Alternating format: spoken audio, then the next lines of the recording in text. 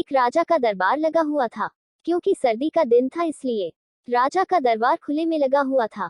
पूरी आम सभा सुबह की धूप में बैठी थी।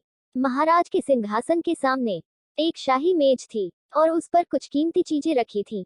पंडित लोग, मंत्री और दीवान आदि सभी दरबार में बैठे थे और राजा के परिवार के सदस्य भी बैठे थे।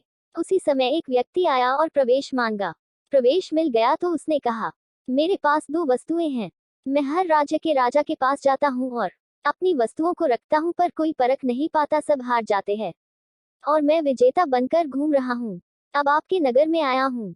राजा ने बुलाया और कहा, क्या वस्तु है? तो उसने दोनों वस्तुएं उस कीमती मेज पर रख दी। वे दोनों वस्तुएं बिल्कुल समान आकार, समान रूप, रंग समान, प्रकाश, सब कुछ नक्श समान था। डॉट डॉट राजा ने कहा, ये दोनों वस्तुएं तो एक हैं। तो उस व्यक्ति ने कहा, हाँ दिखाई तो एक सी ही देती है, लेकिन है भिन्न। इनमें से एक है बहुत कीमती हीरा और एक है कांच का टुकड़ा, लेकिन रूप रंग सब एक है। कोई आज तक परख नहीं पाया कि कौन सा हीरा है और कौन सा कांच का टुकड़ा। कोई परख कर बताए कि ये हीरा है और ये कांच। अगर परख खरी निकली तो मैं हार जाऊंगा और यह कीमती हीरा मैं आपके राज्य की तिजोरी में जमा करवा दूंगा। पर शर्त यह है कि यदि कोई नहीं पहचान पाया तो इस हीरे की जो कीमत है उतनी धनराशि आपको मुझे देनी होगी। इसी प्रकार से मैं कई राज्यों से जीतता आया हूँ। राजा ने कहा, मैं तो नहीं परख सकूंगा।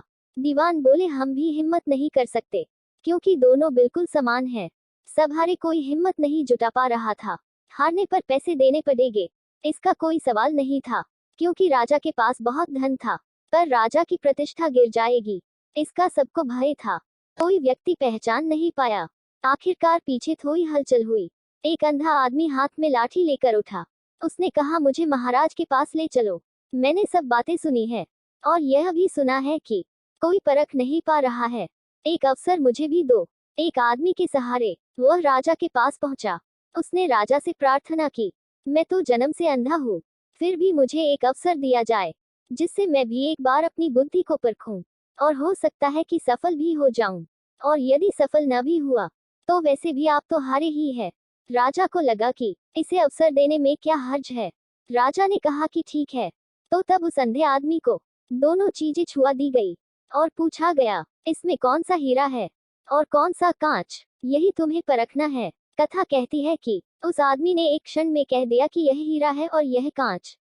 जो आदमी इतने राज्यों को जीत कर आया था वह नतमस्तक हो गया और बोला, सही है, आपने पहचान लिया।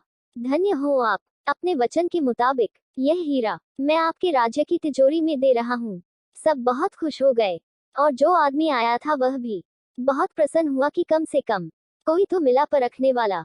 उस आदमी, राजा और अन्य सभी लोगों ने उस अंधे व्यक्ति से एक ही जिज्ञासा जताई कि तुमने यह कैसे पहचाना कि यह हीरा है और वह कांच। उस अंधे ने कहा कि सीधी सी बात है मालिक, धूप में हम सब बैठे हैं, मैंने दोनों को छुआ, जो ठंडा रहा वह हीरा, जो गर्म हो गया वह कांच। जीवन में आप भी देखना, जो बात बात में गर्म हो जाए, उलझ जाए, वह व्यक्ति कांच है, और जो विपरीत परिस्थिति में भी ठंडा रहे वह व्यक्ति हीरा है।